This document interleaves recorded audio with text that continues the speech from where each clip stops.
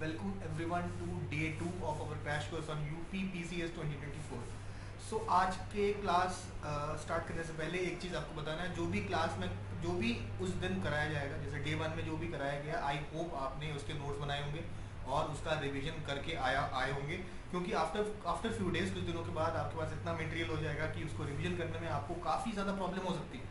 तो नोट्स बनाना है और रिवीजन करना है हर डे, लेक्चर स्टार्ट होने से पहले। ठीक है, लेक्चर पूरा देखिए, नोट्स बनाइए, रिवाइज करिए, ये डेली का काम है। उसके बाद जो समय बचता है उसमें आप अपनी तैयारी जिस तरीके से करना चाहें वो कर सकते हैं। तो आज के लेक्चर में भी कोई करंट अफेयर्स तो नहीं हमने ऐड किया है, बट आज प्रॉपर हम लोग पॉलिटी के काफ़ी सारे जो कमीशंस हैं, कमीशंस नहीं, जितने इंस्टीट्यूशंस हैं, important institution, constitutional bodies, non constitutional bodies, वो कुछ कंप्लीट करेंगे आज की क्लास में। क्या क्या करेंगे? लोकपाल पढ़ेंगे हम लोग, उसके बाद ह्यूमन राइट्स कमीशन पढ़ेंगे, उसके बाद यूपीएससी और एसपीएससी करेंगे, सीबीआई करेंगे, सीबीसी करेंगे, इंफॉर्मेशन कमीशन करेंगे, इलेक्शन कमीशन करेंगे, और ऑफिशियल लैंग्वेज करके आज का जो लेक्चर है हम लोग कंप्लीट कर देंगे। तो स्टार्ट करते हैं हम आज का लेक्चर, और रिवीजन 100% आप करते रहिए। लोकपाल और लोक आयुक्ता बिल की चर्चा हम लोग करते हैं आज। ठीक है, तो ये लोकपाल का जो कंसेप्ट आया कहां से आया? स्कैंडिनेवियन कंट्रीज, आपने सुना होगा। स्कैंडिनेवियन कंट्रीज कौन सा कंट्रीज होता है? जैसे कि नॉर्वे, स्वीडन, फिनलैंड, उस एरिया को स्कैंडिनेविया बोलते हैं। तो वहां के जो कंट्रीज हैं उनको स्कैंडिनेवियन कंट्रीज बोलते हैं। तो स्कैंडिनेवियन कंट्रीज में सबसे पहले लोकपाल का कंसेप्ट आया। क्या उसको लोकपाल ही बोलते थे? नहीं, उसको बोलते थे ऑम्बुड्समैन। ऑम्बुड्समैन बोला जाता था स्कैंडिनेवियन कंट्रीज में। सबसे पहला स्कैंडिनेवियन कंट्रीज जहां पे वो लोक आयुक्ता लोकपाल का कंसेप्ट पहली बार आया वो होता है स्वीडन। कब आया? 1809 में सबसे पहला कंसेप्ट ऑफ लोकपाल और ऑम्बुड्समैन। ठीक है, इसके अलावा न्यूजीलैंड में भी आपका लोकपाल है, जिसको वो लोग बोलते हैं पार्लियामेंट्री कमीशन। इसको बोला जाता है पार्लियामेंट्री कमीशन। ठीक है, न्यूजीलैंड में। इंडिया में इसी इंस्टीट्यूशन से प्रभावित होकर एक लोकपाल इंस्टीट्यूशन बनाने की बात चली।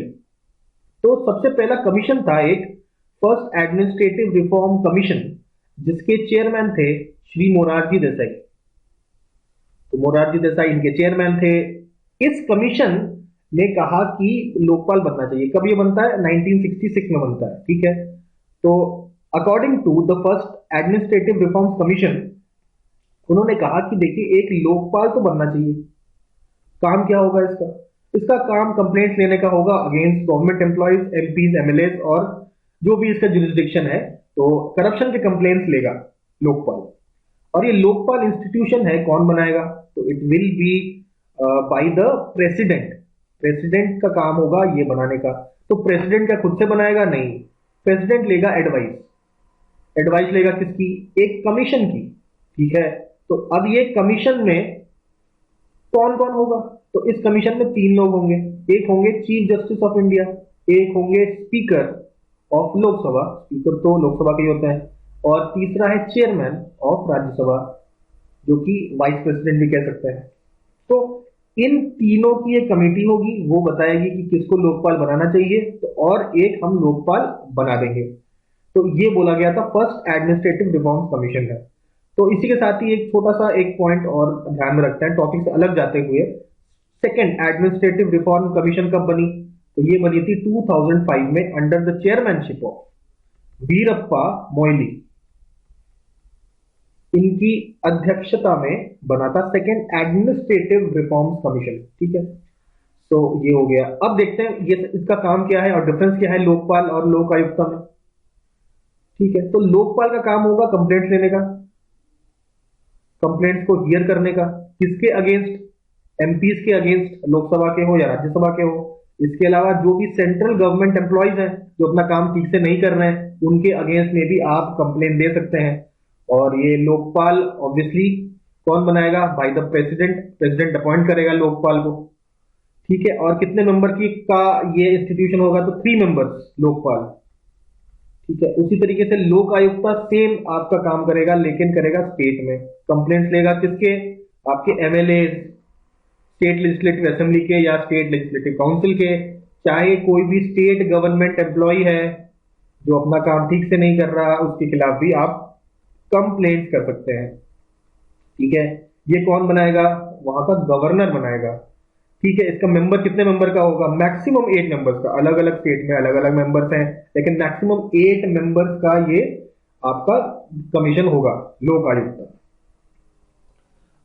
ठीक है, तो लोक आयुक्त के बारे में हमने ये बातें देख ली है। ठीक, सो अब 1966 में ये फर्स्ट एडमिनिस्ट्रेटिव रिफॉर्म्स कमीशन बनाता है, और फिर एक बिल पास होने की बात चलती है। एक बिल इंट्रोड्यूस होता है चौथी लोकसभा में, फोर्थ लोकसभा। कब होता है? 1968 में होता है, और लोकसभा में पास हो जाता है, लेकिन राज्यसभा में जाके अटक जाता है और पास नहीं हो पाता। उसके बाद ये लोकपाल का जो डिस्कशन है वो 2011 के आसपास काफी करप्शन के सिचुएशन देखी गई, और काफी पब्लिक भी सड़कों पे उतर आती है, और उनके प्रेशर में, दबाव में आकर गवर्नमेंट जो है ये लोकपाल बिल लाती है, इंट्रोड्यूस और करती है लोकसभा में। कब करती है?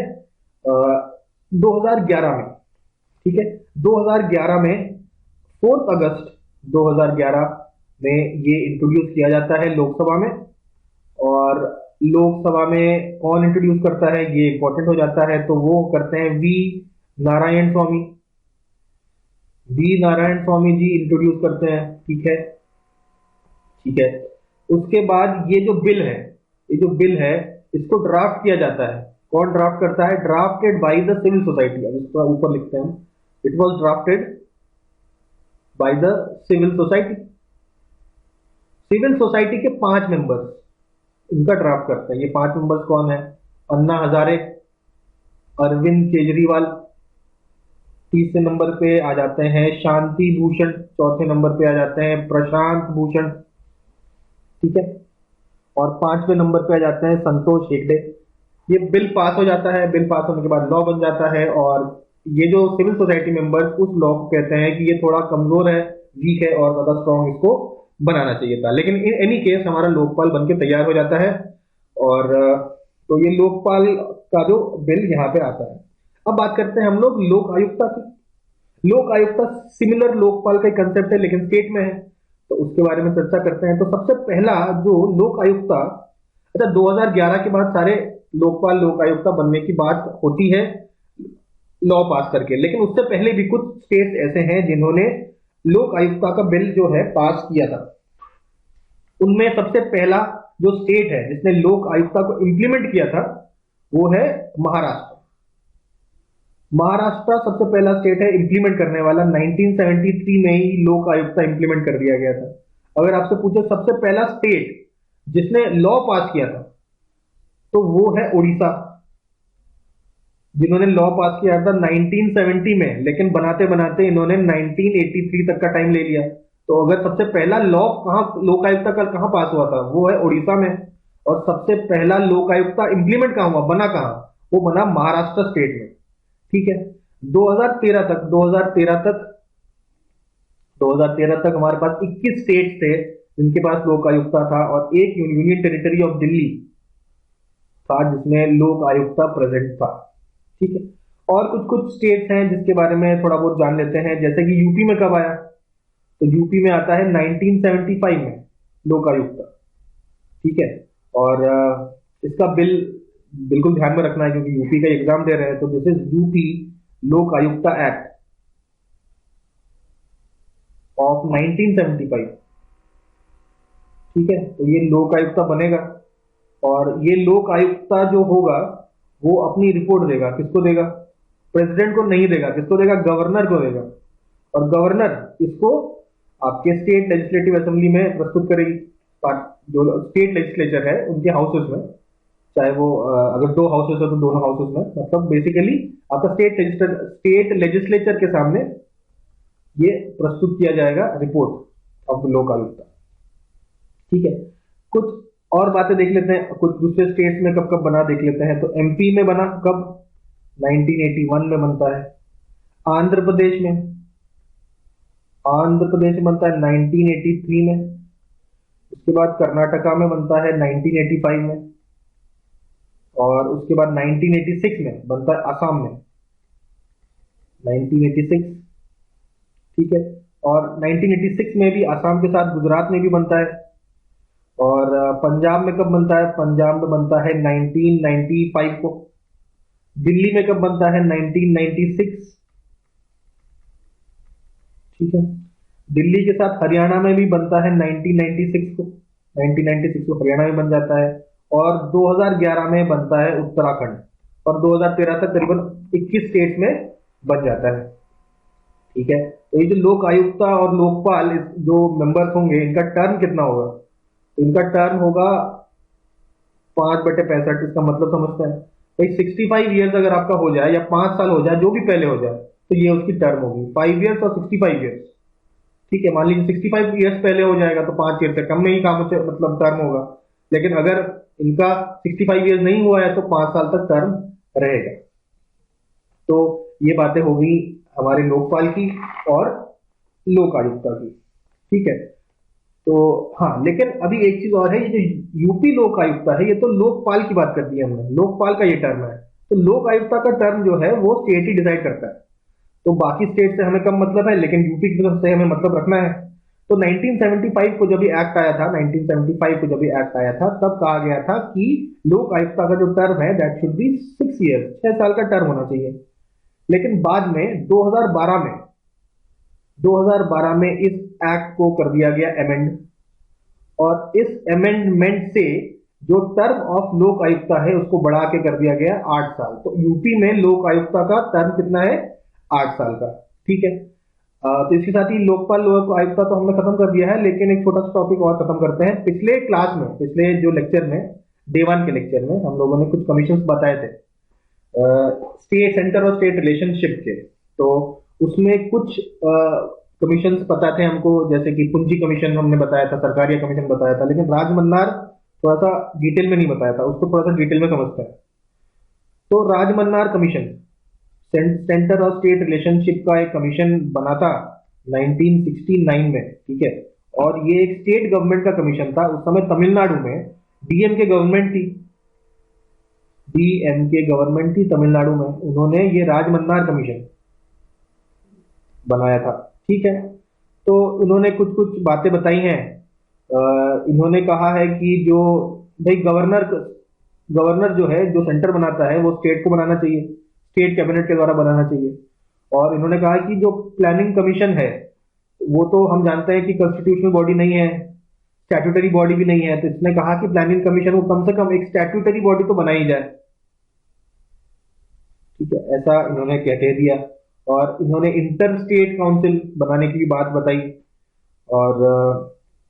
और फाइनेंस कमीशन को एक परमानेंट बॉडी बनाने की बात बताई। और एक बात बताई कि भाई रेसिडुअल पावर्स, हम जानते हैं रेसिडुअल पावर्स किसके पास होती है? सेंटर के पास होती है। तो उन्होंने कहा कि भाई रेसिडुअल पावर सेंटर के पास ना करके स्टेट के पास होना चाहिए, ठीक है। तो ये Rajamannar commission of 1969 on centre state relationship, ठीक है।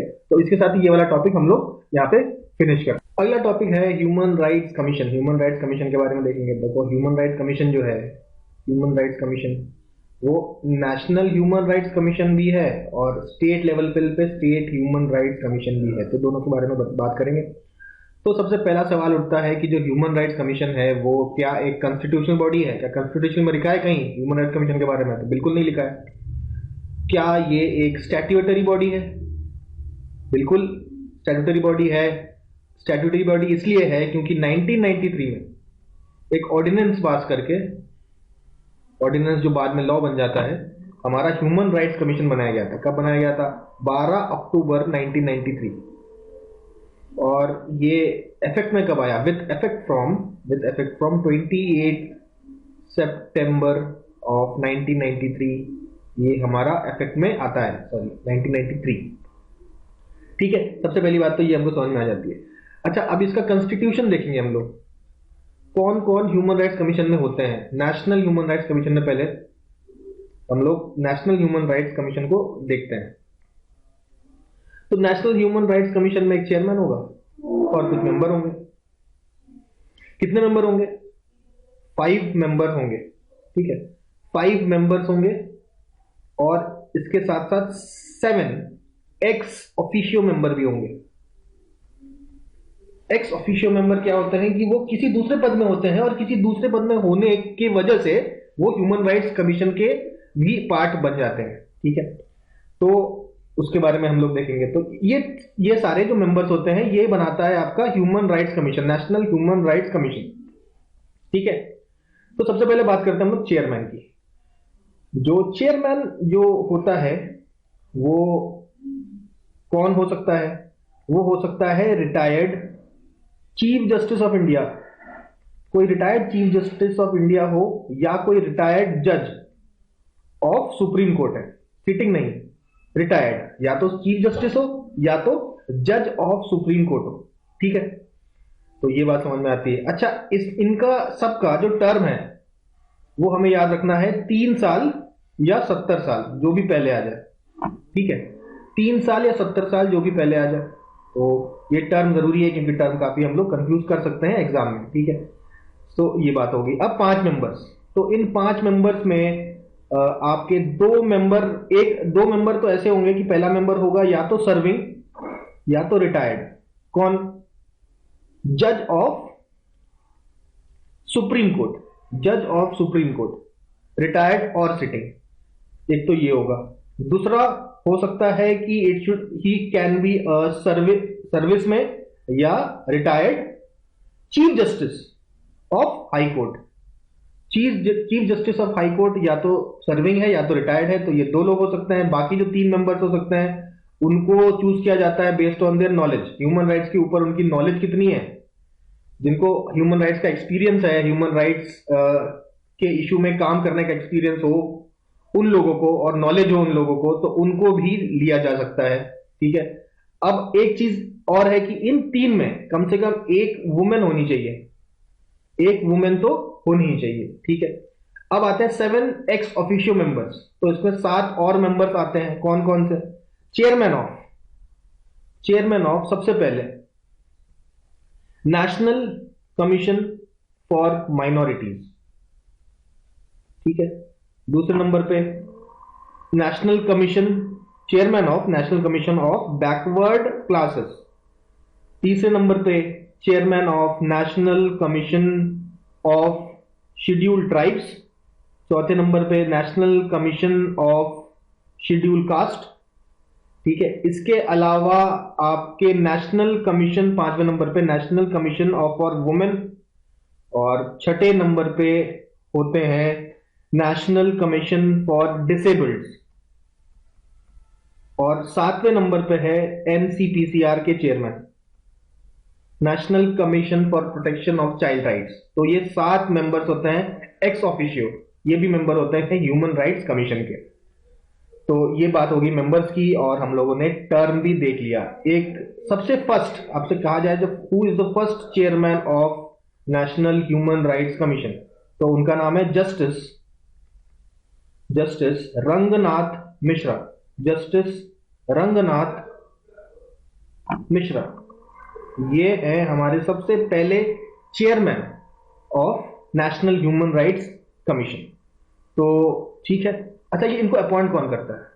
तो नेशनल ह्यूमन राइट्स कमीशन को अपॉइंट कौन करता है? तो ये करते हैं प्रेसिडेंट। क्या प्रेसिडेंट खुद से करेंगे? नहीं, ये एडवाइस लेंगे। किसकी एडवाइस लेंगे? ऑब्वियसली एक कमीशन बनेगा जिसका ये एडवाइस लेंगे। अब सवाल पूछा जाएगा कि इन कमीशन में कौन कौन होते हैं। तो इस कमीशन के मेंबर जिसके एडवाइस से प्रेसिडेंट आपका ह्यूमन राइट्स कमीशन के मेंबर्स और चेयरमैन चूज करते हैं, तो उनमें कौन कौन होता है? सबसे पहले प्राइम मिनिस्टर होगा। ठीक है, प्राइम मिनिस्टर के अलावा होंगे home minister, minister of home, और इसके अलावा होंगे लीडर ऑफ अपोजिशन। कहां पे? लोकसभा में भी और राज्यसभा में भी। ठीक है, और चौथे नंबर बेसिकली 5वें मेंबर हो जाएंगे आपके स्पीकर ऑफ लोकसभा, और 5वें नंबर पे हो जाएंगे डेप्यूटी चेयरमैन ऑफ राज्यसभा। यहां पे ध्यान देने वाली बात है, चेयरमैन नहीं, डेप्यूटी चेयरमैन ऑफ राज्यसभा इस कमेटी के मेंबर होते हैं। तो ये आपके 6 मेंबर कमेटी हो गई, 1 2 3 4 5 6, 6 मेंबर कमेटी के एडवाइस से प्रेसिडेंट चूज करता है चेयरमैन और the members of human rights commission. I hope ये बात क्लियर हो गई होगी। ठीक है, तो इसके साथ ही ह्यूमन राइट्स कमीशन की बेसिक चीजें क्लियर हो गई हमें। अब हम लोग बात करते हैं स्टेट ह्यूमन राइट्स कमीशन की। ठीक है, स्टेट ह्यूमन राइट्स कमीशन में क्या क्या होगा समझते हैं।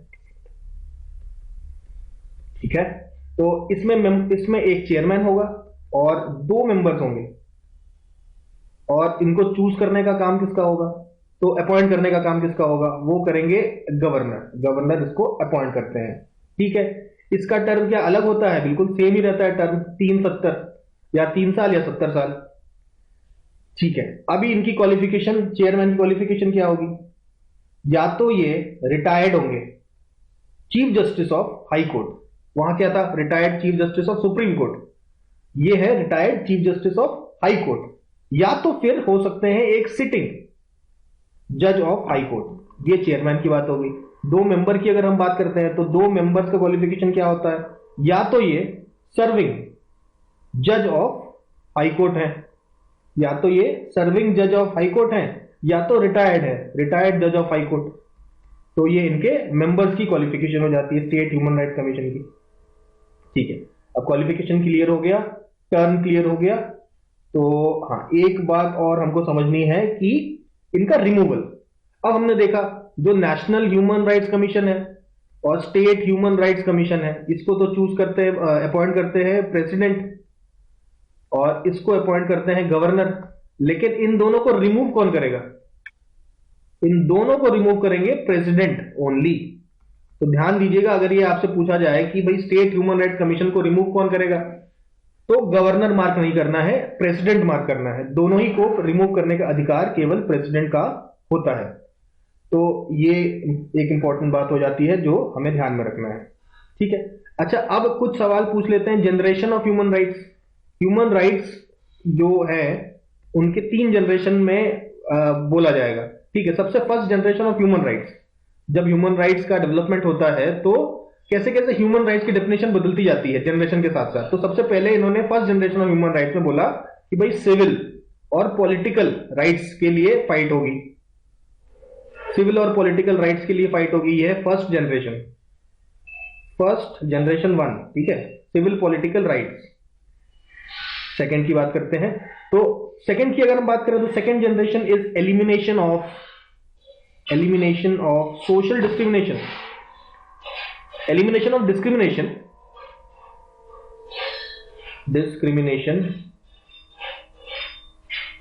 आई होप आपको थोड़ा समझ में आ रहा होगा, क्योंकि बोल रहा हूं राइटिंग थोड़ी खराब है, बट समझने की कोशिश कीजिए। ठीक है, डिस्क्रिमिनेशन, कैसा डिस्क्रिमिनेशन, चाहे वो सोशल हो, चाहे वो इकोनॉमिकल हो, चाहे वो कल्चरल हो, ऐसे डिस्क्रिमिनेशन को रिमूव करना, ये है second generation of human rights.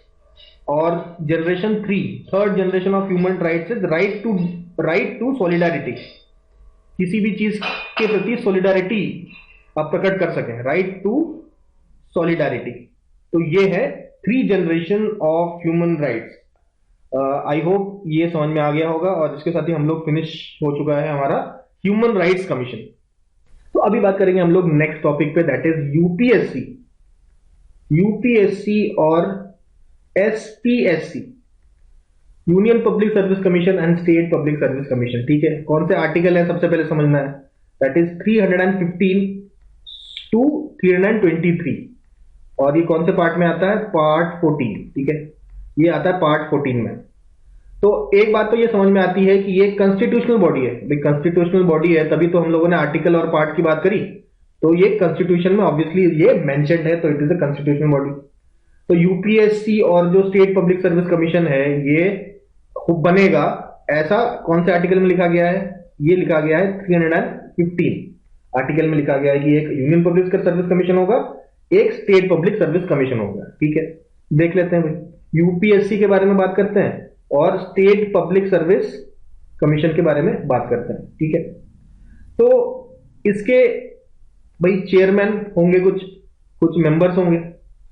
उसी तरीके से हमारे स्टेट जो पब्लिक सर्विस कमीशन में है उसमें भी कोई चेयरमैन होगा, कोई मेंबर होगा। ठीक है, दोनों को अपॉइंट कर कौन करेगा, तो यूपीएससी के चेयरमैन और मेंबर्स को अपॉइंट करने का काम करेंगे प्रेसिडेंट, और जो स्टेट पब्लिक सर्विस कमीशन है उनके चेयरमैन और मेंबर्स को अपॉइंट करने का काम प्रेसिडेंट नहीं करेंगे, करेंगे कौन, गवर्नर।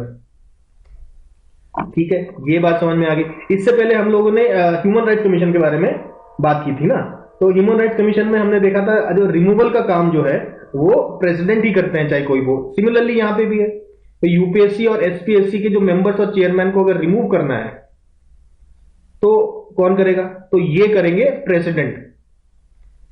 तो ये दोनों में समानता हमने देखी।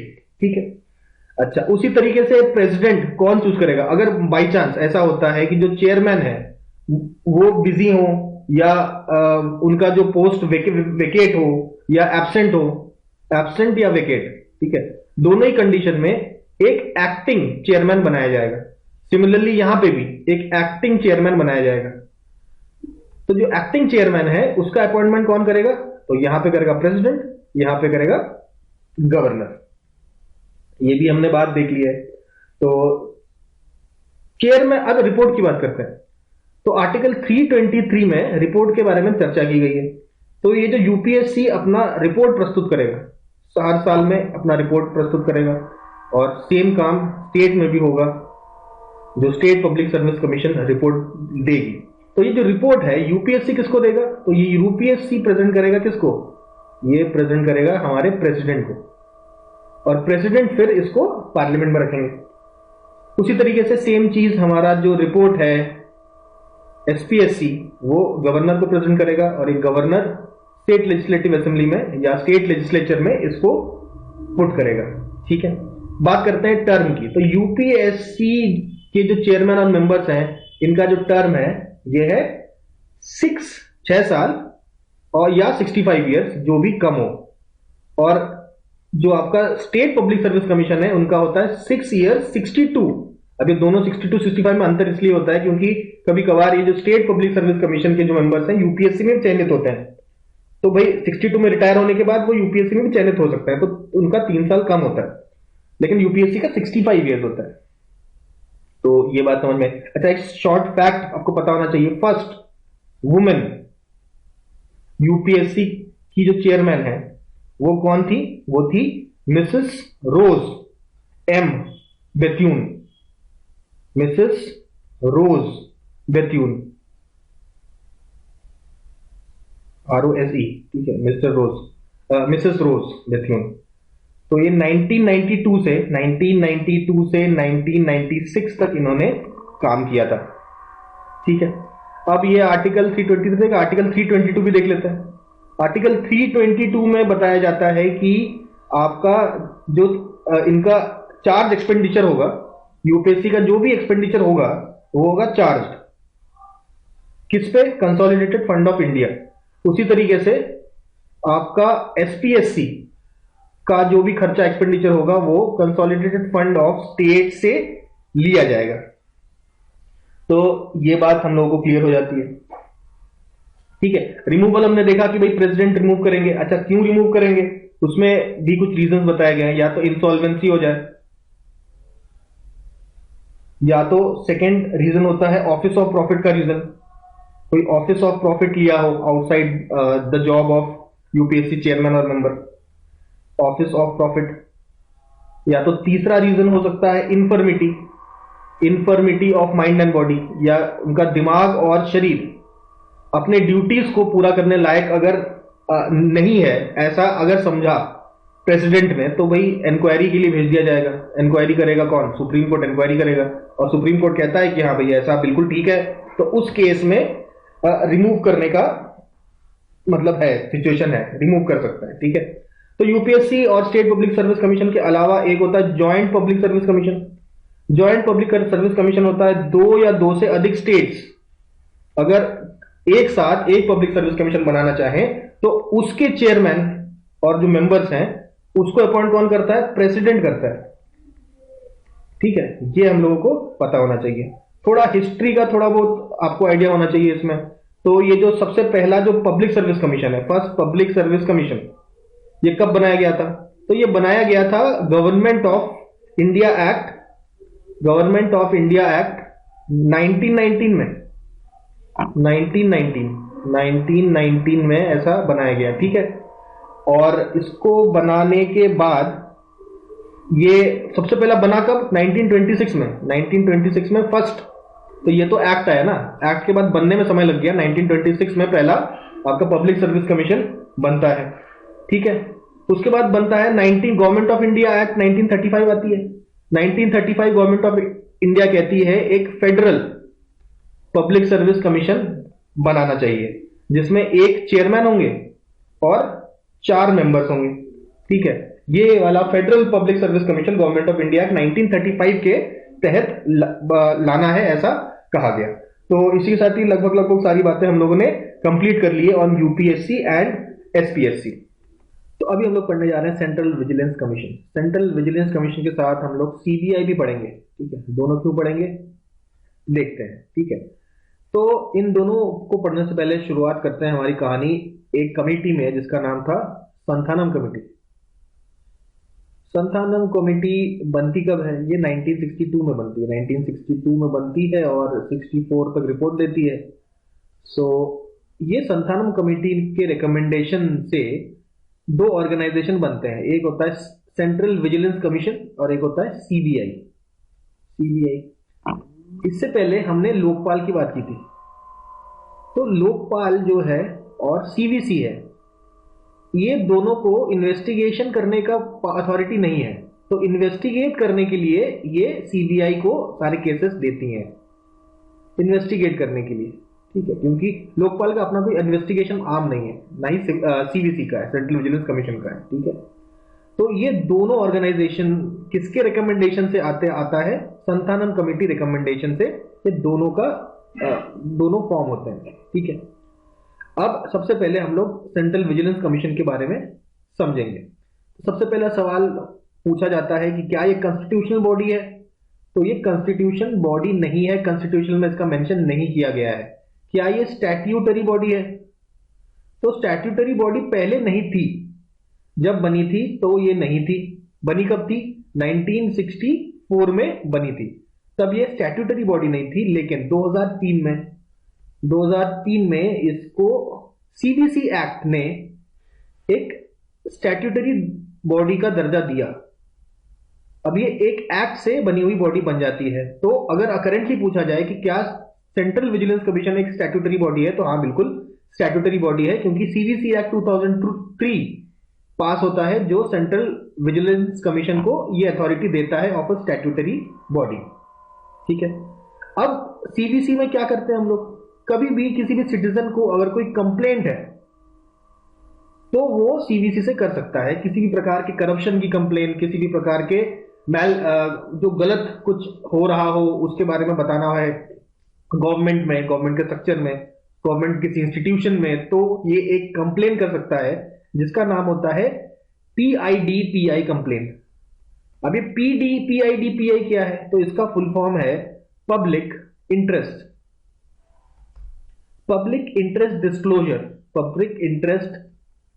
Disclosure and protection of informers. Public interest disclosure and protection of informers, ये पीडीपीआई कंप्लेन बोला जाता है इसको, ठीक है। इसको और हम लोग विसल ब्लोअर्स रेजोल्यूशन भी बोलते हैं। विसल ब्लोअर्स रेजोल्यूशन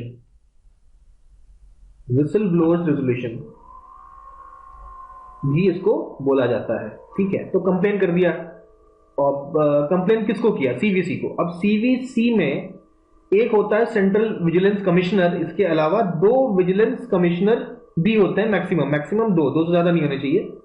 एक सेंट्रल विजिलेंस कमीशन या मैक्सिमम 2 विजिलेंस कमिश्नर और हो सकते हैं इसके साथ, ठीक है। तो इसको अपॉइंट कौन करेगा? ऑब्वियसली इसको भी अपॉइंट प्रेसिडेंट ही करेंगे। तो प्रेसिडेंट हमेशा अकेले तो अपॉइंट करते नहीं है, एक कमिटी बैठती है, तो ये भी एक कमिटी के एडवाइस से ये डिसाइड करेगा। अब इस कमिटी में कौन कौन है? तो केवल 3 मेंबर है, बहुत आसान। ऑब्वियसली प्राइम मिनिस्टर तो होता ही है, इसके साथ साथ लीडर ऑफ ऑपोजिशन भी होगा और थर्ड मेंबर होगा मिनिस्टर ऑफ होम मिनिस्टर।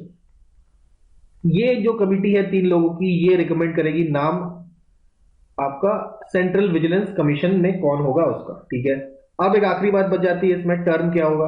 तो इसका टर्म है 65 ईयर्स तो होता ही है। केवल जो हमने ह्यूमन राइट्स कमीशन उसका 70 देखा था, तो 65 ईयर्स या 3 साल। 65 ईयर्स या 3 साल, नहीं 3 साल नहीं 4 साल, सॉरी 3 साल नहीं 4 साल, या तो 4 साल या 65 ईयर्स इसका टेन्योर होता है। तो ये हो गया सेंट्रल विजिलेंस कमीशन। अब थोड़ा सीबीआई की बात कर लें। तो संथानम कमेटी ने सेंट्रल विजिलेंस कमीशन के बारे में बताया, ये हमारा बन जाता है 1964 में, और सीबीआई बन जाता है 1963 में ही आपका सीबीआई बन जाता है। तो सीबीआई कौन से मिनिस्ट्री के अंडर आता था पहले? तो मिनिस्टर ऑफ होम के अंडर आता था। करंटली किसके अंडर आता है? तो सीबीआई आता है पीएमओ ऑफिस के अंदर। एक डिपार्टमेंट है जिसका नाम है, डिपार्टमेंट नहीं, एक मिनिस्ट्री है पीएम ऑफिस के under, that is ministry of personal, pension and public grievance. Pension, personal, pension and public grievance, ये इसके अंडर आपका सीबीआई आता है। ऑब्वियसली एक इन्वेस्टिगेटिंग बॉडी है, तो सीवीसी इसका सुपरिंटेंडेंस करती है, तो सीवीसी के अंडर आता है सीबीआई। सीवीसी इसको केसेस देती है और इसके सीवीसी के अंडर आता है। और मिनिस्ट्री हमने बता दी किसके अंडर आता है, ठीक है। अब इसको पावर कैसे मिलती है? क्या ये कॉन्स्टिट्यूशनल बॉडी है? तो ऑब्वियसली ये कॉन्स्टिट्यूशनल बॉडी तो ये भी नहीं है। क्या ये स्टैट्यूटरी बॉडी है? स्टैट्यूटरी बॉडी भी इसको हम लोग नहीं कह सकते, लेकिन स्टैट्यूटरी बॉडी नहीं कह सकते, लेकिन इसको पावर देने वाला कौन सा एक्ट है? मतलब कोई एक एक्ट नहीं बनाया गया सीबीआई बनाने के लिए, एक पर्टिकुलर एक्ट था जिसका नाम था powers from, it takes its powers from. ये पावर किससे लेता है? It takes its power from Delhi special police, Delhi special police establishment act of 1946। Delhi special police establishment act of 1946 से ये पावर लेता है, ठीक है। अभी एक इंटरनेशनल ऑर्गेनाइजेशन है जिसका नाम है इंटरपोल, जिसके बारे में आपको पता होगा।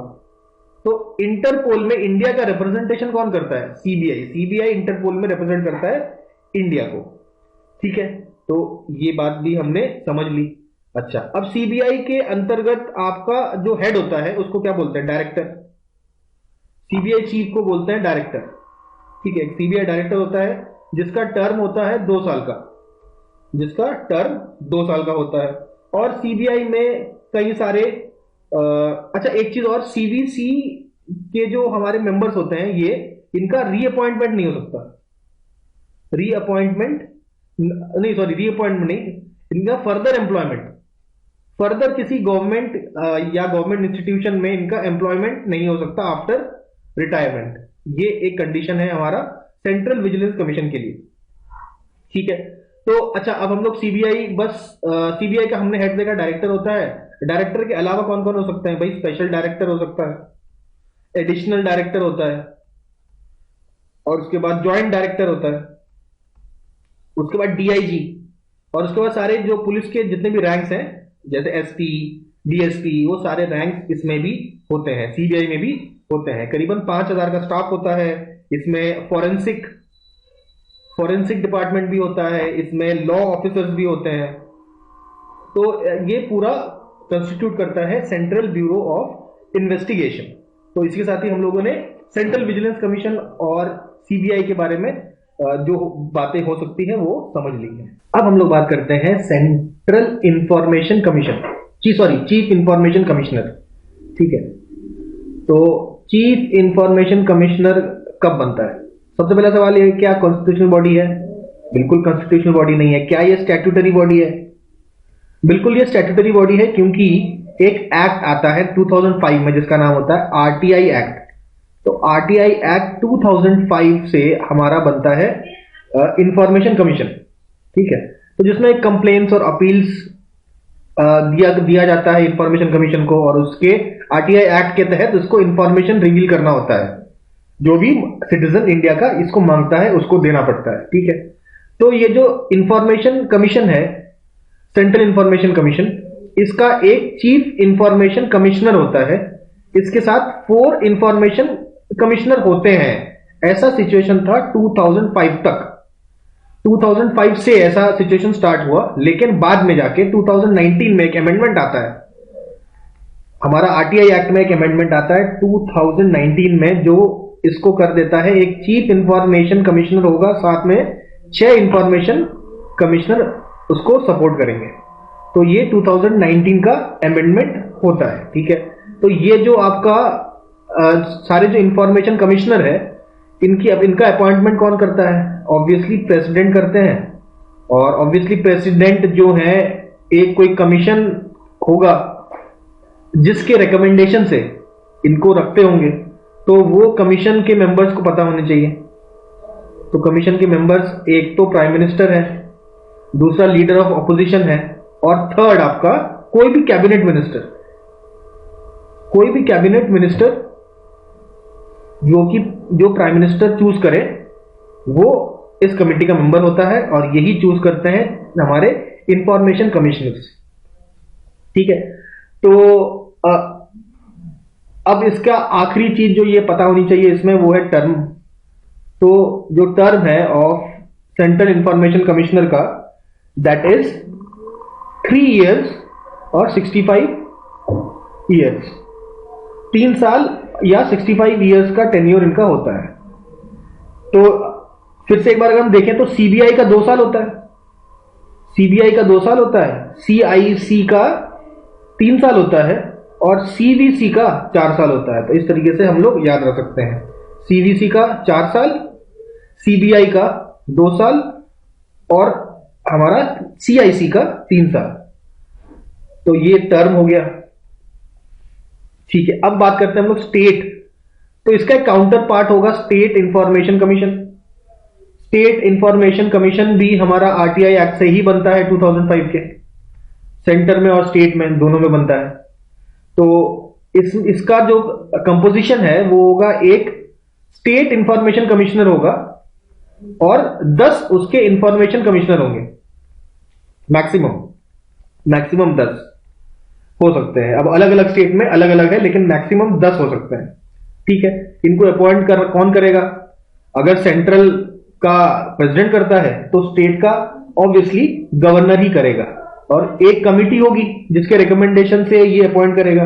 तो उस कमिटी के चेयरमैन होते हैं सीएम, और इसमें लीडर ऑफ ऑपोजिशन होता है, और कोई भी स्टेट का कोई भी कैबिनेट मिनिस्टर जो कि सीएम अपॉइंट करता है, ये होता है, ठीक है। तो स्टेट जो इंफॉर्मेशन कमीशन है उसका जो टेन्योर है 5 साल और 65 इयर्स का होता है। इस मामले में ये हमारे सेंटर से अलग है, सेंटर का 3 साल और स्टेट का 5 साल तक हो सकता है, और रीअपॉइंटमेंट भी पॉसिबल है, दोनों का ही रीअपॉइंटमेंट इज पॉसिबल, ठीक है। तो अब ये जो इंफॉर्मेशन कमिश्नर है, ये कौन कौन नहीं हो सकता उसके बारे में कुछ बात बताइए। ये तो कौन कौन हो सकता है? ऐसा कोई व्यक्ति जो पब्लिक लाइफ में हो, चाहे वो लॉ किया हो, चाहे वो साइंस एंड टेक्नोलॉजी का हो, चाहे वो सोशल सर्विस का हो, मास मीडिया का हो, जर्नलिज्म का हो, इन सब एरियाज से इंफॉर्मेशन कमिश्नर चूज कर सकते हैं। कौन इसमें नहीं हो सकता? तो पब्लिक लाइफ में हो सकता है, लेकिन वो एमपी या आपका एमएलए नहीं होना चाहिए। चाहे वो एमएलए स्टेट लेजिस्लेटिव असेंबली का हो या स्टेट लेजिस्लेटिव काउंसिल का हो, दोनों ही केस में ये अलाउड नहीं है एज इंफॉर्मेशन कमिश्नर। तो इसी के साथ ही हम लोगों ने इंफॉर्मेशन कमीशन स्टेट का और सेंटर का दोनों का कंप्लीट कर दिया। एक लास्ट चीज और हमको समझनी है कि यहां हमने देखा स्टेट इंफॉर्मेशन कमीशन का टर्म है 5 इयर्स और 65 इयर्स था, लेकिन 2019 के अमेंडमेंट में इसको चेंज करके 3 इयर्स 65 इयर्स कर दिया गया, यानी कि 3 साल और 65 इयर्स, जैसा कि सेंट्रल में था। तो अभी सेंट्रल और स्टेट का दोनों का सेम है, 3 साल और 65 साल, जो भी पहले आ जाए। तो अब कंप्लीट हो गया पूरी तरीके से हमारा टॉपिक। अब हम लोग बात करेंगे इलेक्शन कमीशन की। तो इलेक्शन कमीशन की, ठीक है। तो इलेक्शन कमीशन जो है ये कॉन्स्टिट्यूशनल बॉडी है क्या? बिल्कुल है कॉन्स्टिट्यूशनल बॉडी। कॉन्स्टिट्यूशन बॉडी अगर है तो कौन से पार्ट और कौन से आर्टिकल में है? तो ये है पार्ट 15th पार्ट, और इसका आर्टिकल है 324 से 329 तक, ठीक है। सो इन आर्टिकल्स पर तो पहले ध्यान देते हैं, उसके बाद हम लोग इलेक्शन कमीशन पे जाएंगे। तो आर्टिकल 324 कहता है कि एक इलेक्शन कमीशन होना चाहिए, ठीक है। उसके बाद 325, 326, 327, 328 और 329, ठीक है। 329 देखते हैं। 329 ये कह सकता है कि ये जो इलेक्शन कमीशन बना है, इस इलेक्शन कमीशन के ऊपर, इसके जो मैटर में सुप्रीम कोर्ट कोई नहीं आएगा। सुप्रीम मतलब कोई भी कोर्ट इसके मैटर में नहीं आएगा। इलेक्टोरल मैटर्स में कोई डिसीजन नहीं देगा, ठीक है। कोई भी कोर्ट आपका इलेक्टोरल मैटर्स में इंटरफेयर नहीं करेगा। ये पूरा का पूरा इलेक्शन कमीशन का ही रेस्पॉन्सिबिलिटी होगा। 324, 329 हो गया। अब बीच के चार देखते हैं हम लोग। 325 में बात किया इन्होंने इलेक्टोरल रोल्स का। मैंने कहा इलेक्टोरल रोल्स प्रिपेयर किए जाएंगे और इस रोल्स प्रिपेयर करने में किसी भी प्रकार का डिस्क्रिमिनेशन नहीं होना चाहिए on the basis of race, on the basis of religion, on the basis of caste या on the basis of sex. किसी भी प्रकार का डिस्क्रिमिनेशन नहीं होना चाहिए इलेक्टोरल रोल्स बनाने पे, ठीक है। और 326 काफी इंपॉर्टेंट भी है। ये आपका एडल्ट फ्रेंचाइज की बात बताता है। एडल्ट सफाज या एडल्ट फ्रेंचाइज, एडल्ट सफराज या एडल्ट फ्रेंचाइज के बारे में बात बताता है, जो बताता है कि 18 प्लस अगर कोई है तो वो वोट डाल सकता है, ठीक है। 328 और 327 बताता है स्टेट लेजिस्लेचर के इलेक्शन के बारे में। स्टेट लेजिस्लेचर के इलेक्शन के बारे में 327 बताता है पार्लियामेंट क्या प्रोविजंस बना सकता है स्टेट इलेक्शंस के ऊपर, और स्टेट इलेक्शन के ऊपर स्टेट लेजिस्लेटिव असेंबली भी कुछ प्रोविजंस बना सकती है। वो आर्टिकल 328 में बताया गया है, ठीक है। तो ज्यादा डिटेलिंग नहीं करते हैं। ऐसे अगर केवल डायरेक्ट आर्टिकल्स पूछेगा तो इस तरीके से पूछ सकता है, आपको पता होना चाहिए। 326 इंपॉर्टेंट है, एडल्ट फ्रेंचाइज। 324 इंपॉर्टेंट है, इलेक्शन कमीशन। 329 भी इंपॉर्टेंट है कि भाई सुप्रीम कोर्ट या कोई भी कोर्ट इलेक्टोरल मैटर्स में इंटरफेयर नहीं कर सकता, ठीक है। ये तीन तो कम से कम याद आपको रखना ही है, ठीक है। तो ये एक कॉन्स्टिट्यूशनल बॉडी है, ये हमने समझ लिया। अब इलेक्शन कमीशन जो है इसके क्या फंक्शन होंगे? तो फंक्शन बहुत सिंपल है, इलेक्शन कराना इनका काम है। इलेक्शन कराना इनका काम है। कहां का इलेक्शन? तो पार्लियामेंट का इलेक्शन, यानी कि एमपीज का इलेक्शन। इसके अलावा एमएलए का इलेक्शन। एमपी यानी लोकसभा का इलेक्शन भी देखेगा, राज्यसभा का इलेक्शन भी देखेगा। एमएलए का मतलब यह है स्टेट लेजिस्लेटिव असेंबली का तो देखेगा ही, जहां स्टेट लेजिस्लेटिव काउंसिल है वहां का भी इलेक्शन ये ओवरसी करेगा, ठीक है। तो ये जो इलेक्शन कमीशन है ये एस्टैब्लिश कब हुआ था? 1950। 1950 में बोला गया था कि एक चीफ इलेक्शन कमीशन होगा जिसके अंडर इलेक्शन का सारा प्रोसेस कंप्लीट होगा। ऐसा प्रोसीजर चलता रहा। उसके बाद 1989 में एक अमेंडमेंट आता है जिसको बोलते हैं 61st कॉन्स्टिट्यूशनल अमेंडमेंट, जिसके तहत यह बोला गया कि पहले वोटिंग एज थी 21 ईयर, जिसको कम करके 18 साल कर दी गई। अब जब ऐसा हुआ तो 3 साल क्योंकि कम कर दी गई तो एक्स्ट्रा वोटर्स आ गए। एक्स्ट्रा वोटर आने के लिए काम का वर्कलोड बढ़ गया, इसलिए कहा गया कि एक चीफ इलेक्शन कमीशन को 2 इलेक्शन कमीशन और दिए जाते हैं ताकि काम में कुछ हेल्प हो सके, ठीक है। उसके बाद 1990 में, ये 1985 की कहानी है, 16 अक्टूबर 1985। फिर आते हैं हम लोग जनवरी 1990 को। जनवरी 1990 को फिर डिसाइड किया गया कि एक चीफ इलेक्शन कमीशन ही होना चाहिए। फिर 1993 अक्टूबर 1993 को दोबारा से डिसाइड किया गया कि एक चीफ इलेक्शन कमिश्नर के साथ 2 इलेक्शन कमिश्नर होने चाहिए। ये बात डिसाइड हो गई। अब ये जो हमारे एक चीफ इलेक्शन कमिश्नर और 2 इलेक्शन कमिश्नर जो है, इनकी सैलरी क्या होगी? तो इनकी सैलरी होगी एक सुप्रीम कोर्ट के जज के जैसे। जो भी सैलरी एक सुप्रीम कोर्ट के जज की होती है वही सैलरी होगी चीफ इलेक्शन कमिश्नर की भी, और उसके साथ 2 इलेक्शन कमिश्नर जो हैं उनकी सैलरी तो सेम होगी। लेकिन रिमूवल का तरीका थोड़ा सा डिफरेंट। चीफ इलेक्शन कमिश्नर को रिमूव कर कैसे किया जाता है? एज एन जज ऑफ सुप्रीम कोर्ट। जज ऑफ सुप्रीम कोर्ट को जिस तरीके से रिमूव किया जाता है, जो कि काफी टफ होता है, 2/3 मेजोरिटी से पास होना पड़ता है, बहुत सारे प्रोसेस है, लोकसभा में राज्यसभा में इंक्वायरी होती है, ये सारी चीजें हैं। तो जिस प्रकार से एक सुप्रीम कोर्ट के जज को रिमूव किया जाता है, उसी तरीके से चीफ इलेक्शन कमिश्नर को रिमूव किया जाएगा। इलेक्शन कमिश्नर को कैसे रिमूव किया जाएगा?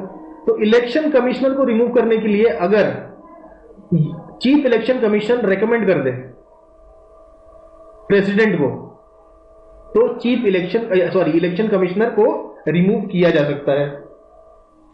ठीक है। तो इसके अलावा एक रीजनल इलेक्शन कमिश्नर भी होता है, रीजनल इलेक्शन कमिश्नर, ठीक है, उसको भी रिमूव करने के लिए सेम प्रोसीजर है, recommendation of chief election commissioner से उसको भी हटाया जा सकता है। अब बात करते हैं हम लोग जो इलेक्शन कमिश्नर हैं उनका टेन्योर की।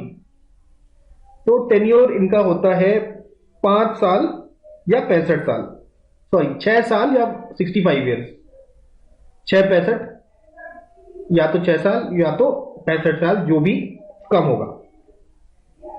ठीक है, तो ये बात हम लोगों को क्लियर होगी। तो रिमूवल जो है, ये जो रिमूवल का जो आर्टिकल है, ये 324(5) में मेंशन्ड है, 324(5) में मेंशन्ड है।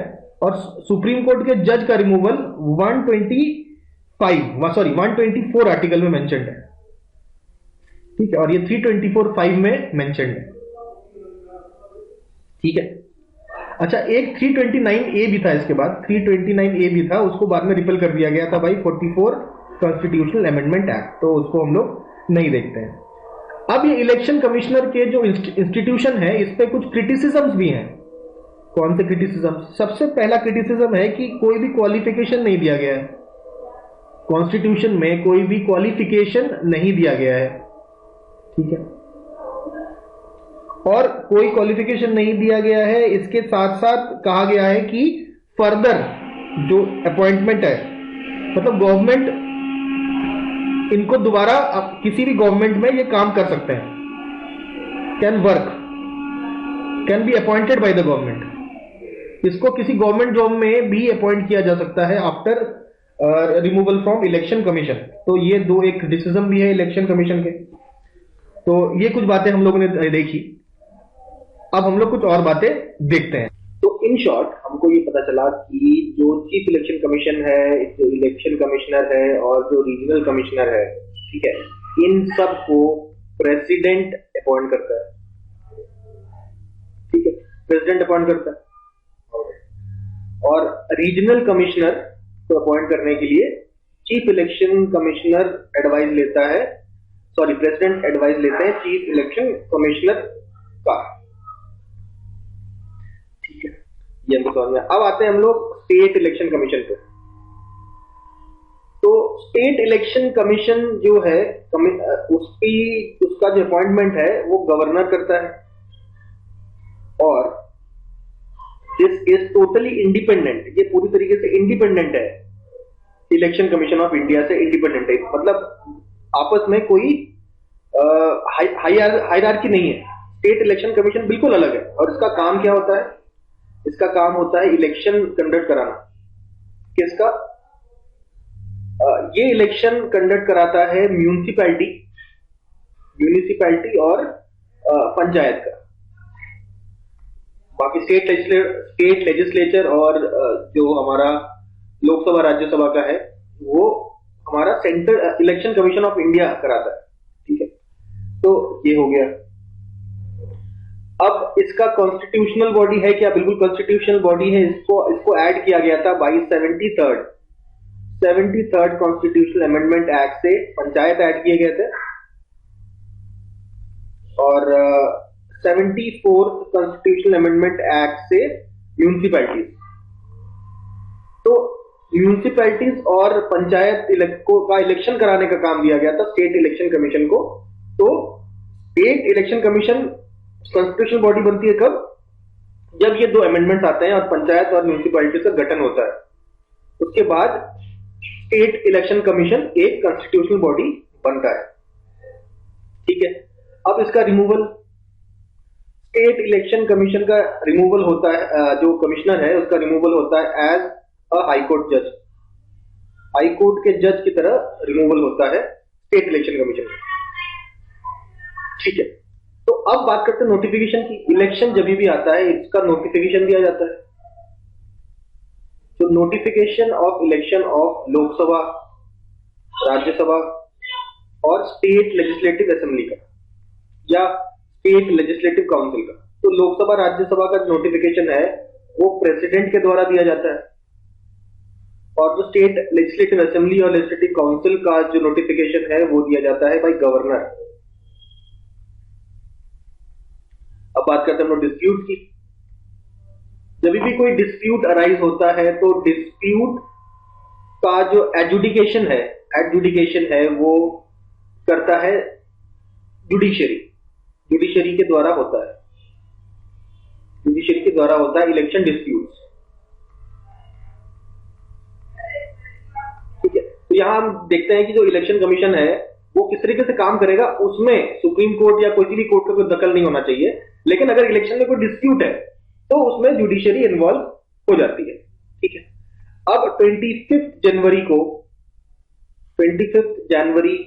को मनाया जाता है national voters day. National voters day मनाया जाता है और ये स्टार्ट हुआ था 2011 में।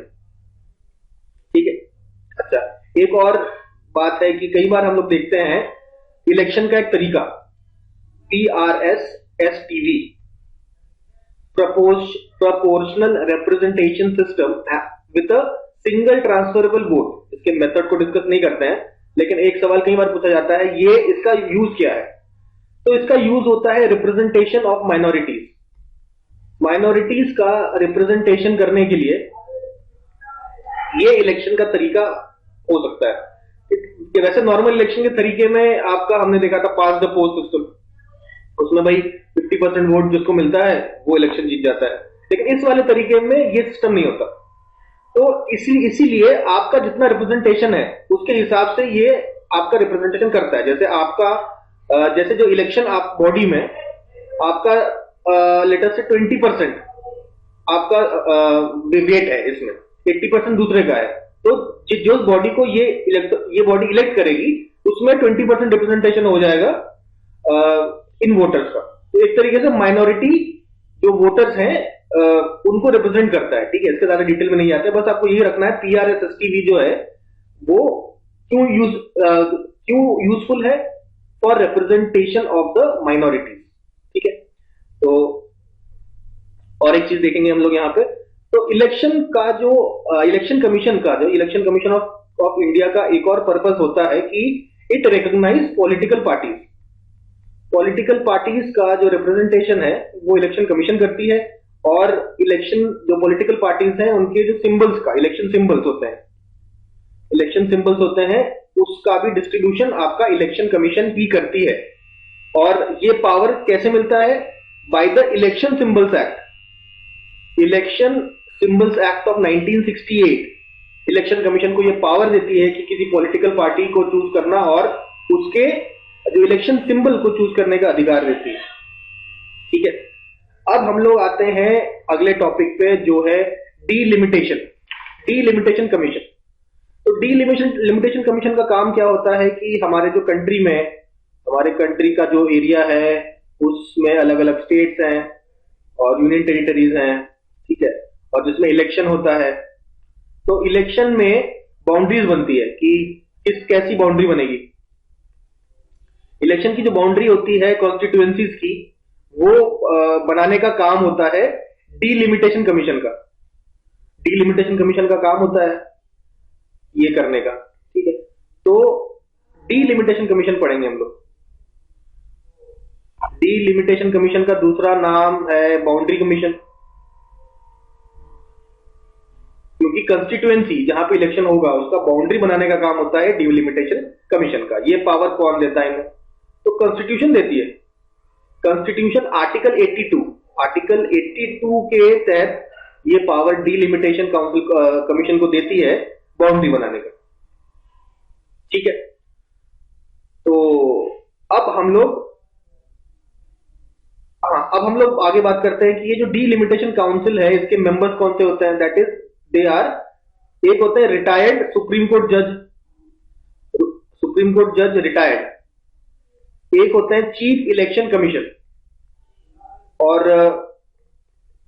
चीफ इलेक्शन कमीशन और रिटायर्ड सुप्रीम कोर्ट जज के अलावा ये होते हैं एक रेस्पेक्टिव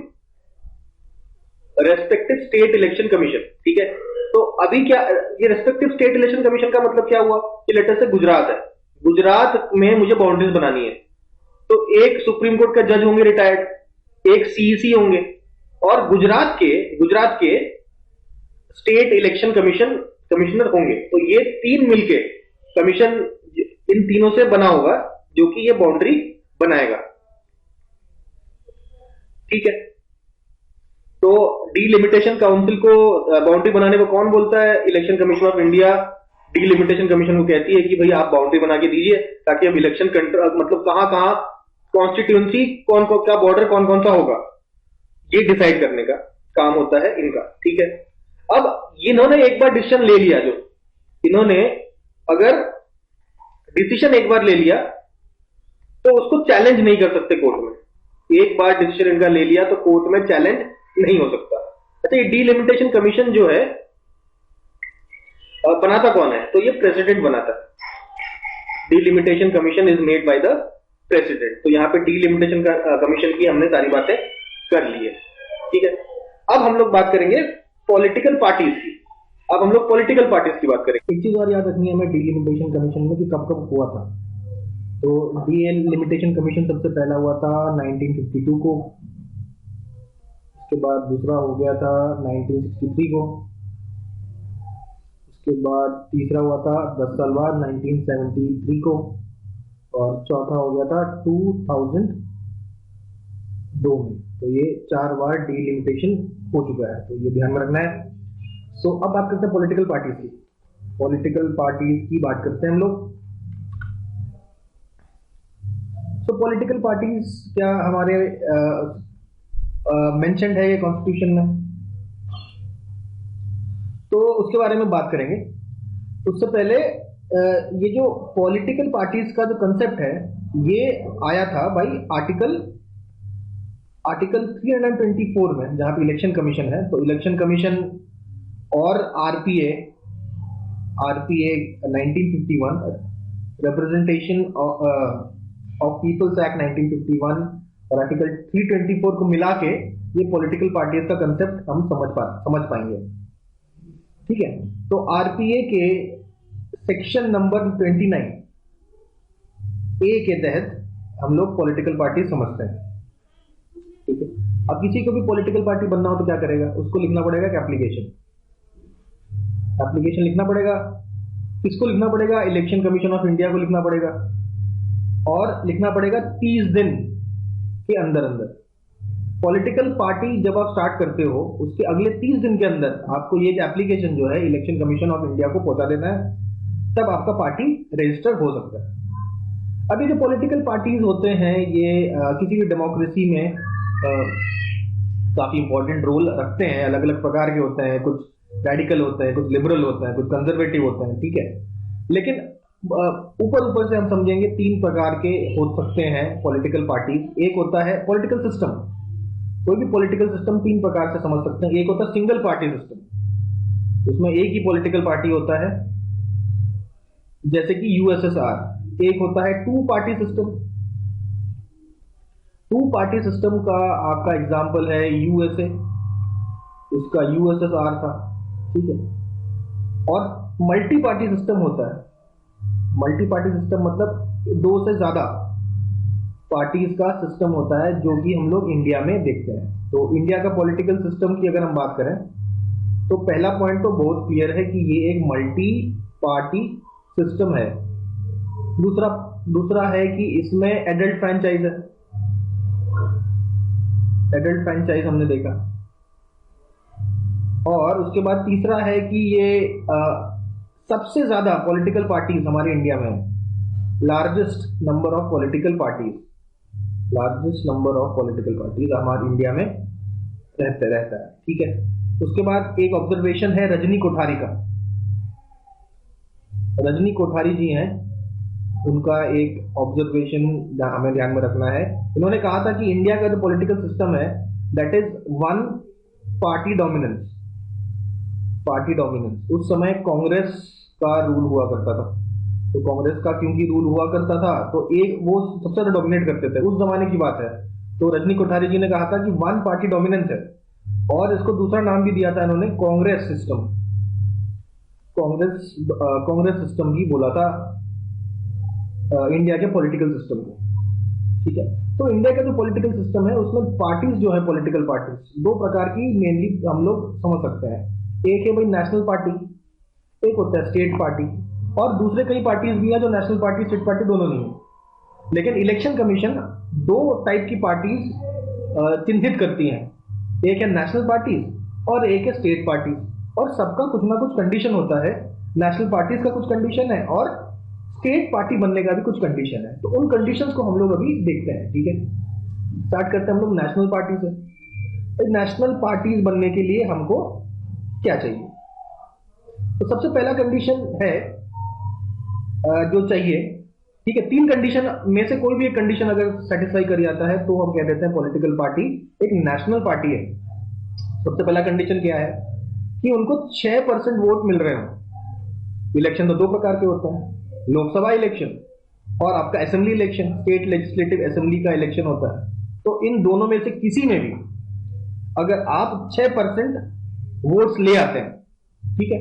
अच्छा, स्टेट लेजिस्लेटिव असेंबली में एक से नहीं चलेगा, 4 या 4 से ज्यादा स्टेट्स में 6% वोट से ज्यादा आपके अगर आ रहे हैं, और इसके साथ साथ आपके पास 4 लोकसभा सीट्स हैं, हो सकता है एक ही स्टेट से हो लोकसभा सीट, आपके पास 4 लोकसभा सीट होनी चाहिए और 6% वोट होने चाहिए लोकसभा में। लोकसभा में 6% नहीं तो 6% होने चाहिए स्टेट लेजिस्लेटिव असेंबली में, किन्हीं 4 स्टेट में। तो ये एक तरीका हो जाता है नेशनल पार्टी बनने का। दूसरा तरीका देख लेते हैं।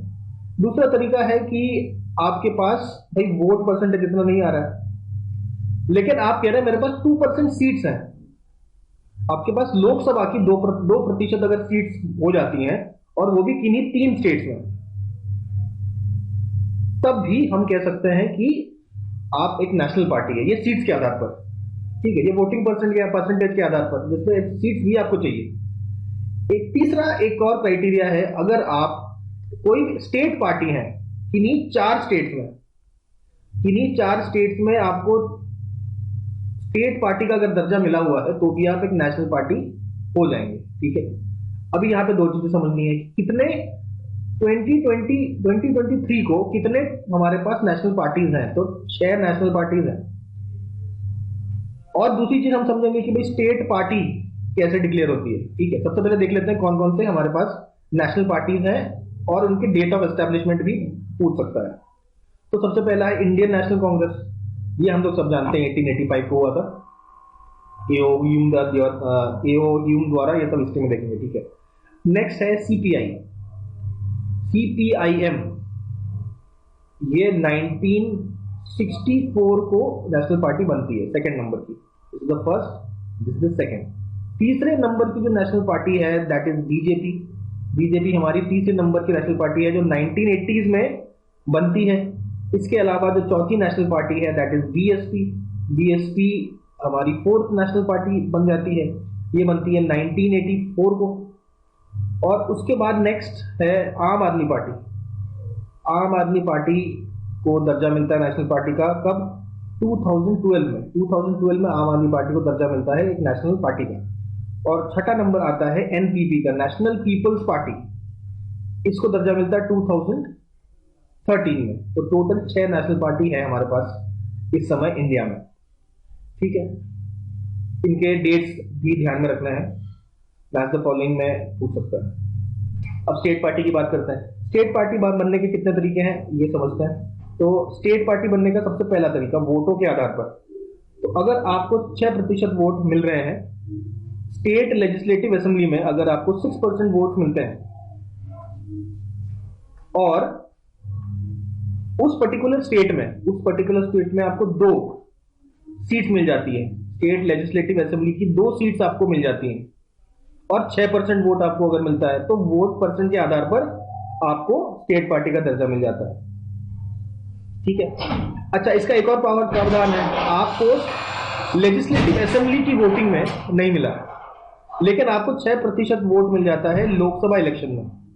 लोकसभा की जब जो इलेक्शन होता है उसमें अगर आपको 6% वोट मिल जाए और एक लोकसभा सीट भी उस स्टेट से आपको मिल जाता है तो भी आप उस स्टेट में एक स्टेट पार्टी का दर्जा ले सकते हैं। तो ये हो गया वोटों के आधार पर। ठीक है। अब सीटों के आधार पर क्या ऑप्शन है? सीटों के आधार पर हम समझ सकते हैं, अगर आप स्टेट लेजिस्लेटिव असेंबली के 3% सीट को जीत लेते हैं तो भी आपको स्टेट पार्टी का दर्जा मिल जाएगा। ठीक है। अगर वहां भी छोटा स्टेट है तो कम से कम 3 तो सीट्स आपको मिनिमम चाहिए। तो 3 सीट्स या 3% सीट्स, इनमें से जो ज्यादा होगा वो आपके पास अगर है तो भी आपको स्टेट पार्टी का दर्जा मिल जाता है सीटों के आधार पर। ठीक है। अब फोर्थ ऑप्शन है आपके पास,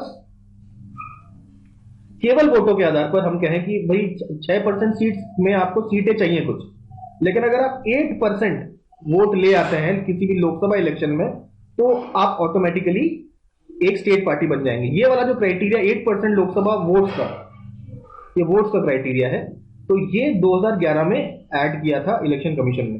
उसके बाद लास्ट पॉइंट ये है कि अगर आप 1/25 सीट्स लोकसभा इलेक्शन में अगर आपको मिलते हैं, ये सीट्स की बात हो रही है, वोट की बात नहीं हो रही, 1/25 सीट्स मिल जाता है आपको लोकसभा इलेक्शन में तो भी आप एक स्टेट पार्टी बन सकते हैं। तो ये बात होगी हमारी नेशनल पार्टीज और स्टेट पार्टी की। ठीक है। पॉलिटिकल पार्टीज के बारे में कुछ और इंफॉर्मेशन हमें पता होनी चाहिए, कुछ ऐसे बेसिक फैक्ट्स, इंपॉर्टेंट फैक्ट्स है, उसको देखेंगे। तो तेलुगु देशम पार्टी हम जानते हैं कि एक आंध्र प्रदेश की पार्टी है। तेलुगु देशम पार्टी के अलावा एनसीपी पार्टी है आपकी, महाराष्ट्र की एक पार्टी है एनसीपी, और इसका फॉर्मेशन हुआ था जून 10, 1999 को, कांग्रेस से अलग हुई थी, और इसको स्टार्ट किया था शरद पवार ने और पीए सांगमा और तारिक अनवर। ये एनसीपी पार्टी की बात होती है। ठीक है। इसके बाद जब डॉक्टर बी आर अंबेडकर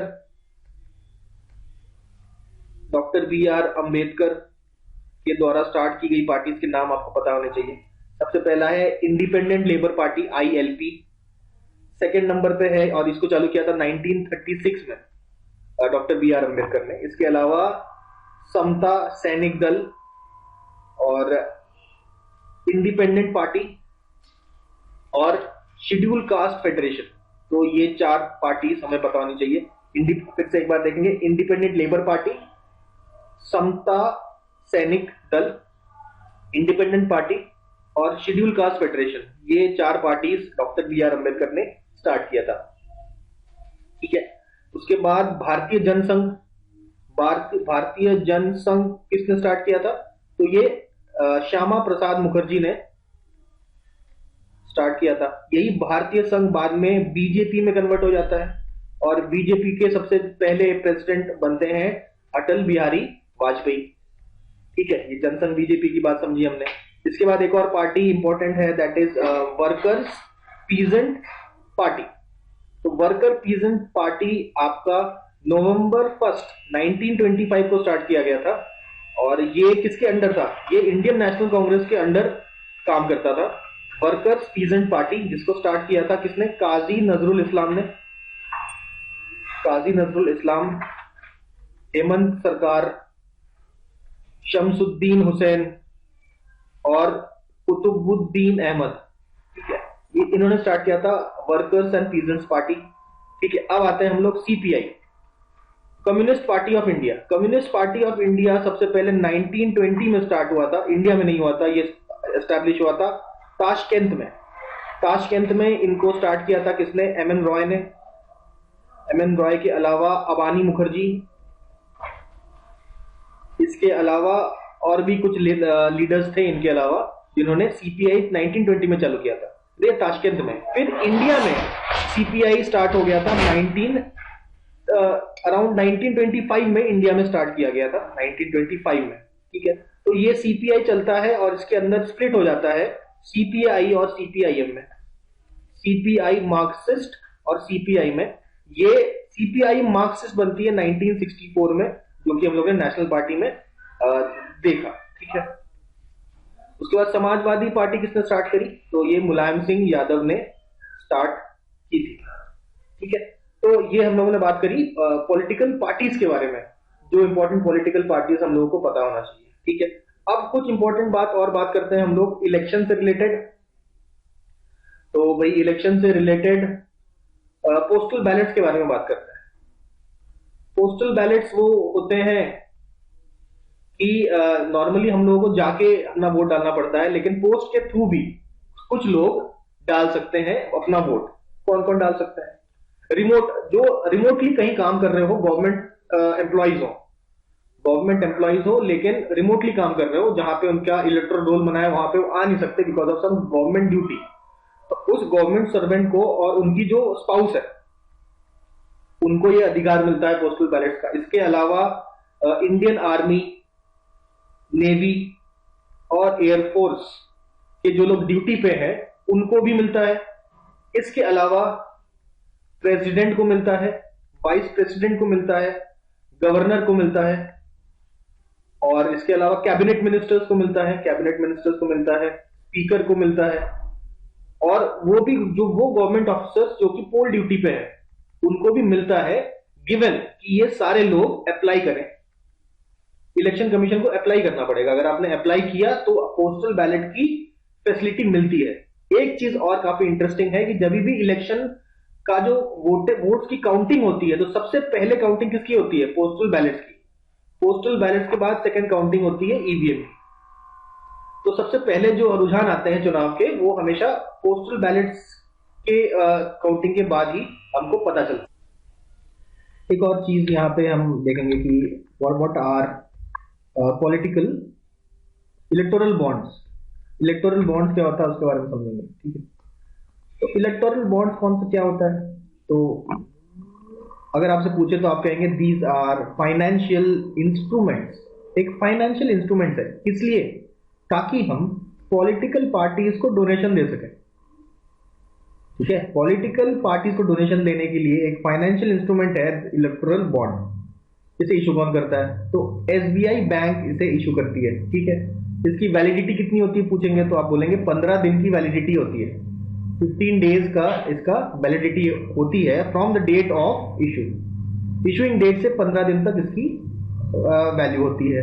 और ये मल्टीपल्स में होते हैं, किसके? 1000 के मल्टीपल्स में हो सकते हैं, ये 10,000 के मल्टीपल्स में हो सकते हैं, ये 1 लाख के मल्टीपल्स में भी हो सकते हैं, ये 10 लाख के मल्टीपल्स में भी हो सकते हैं, और ये 1 करोड़ के मल्टीपल्स में भी हो सकते हैं। क्या इसका कोई मैक्सिमम लिमिट है?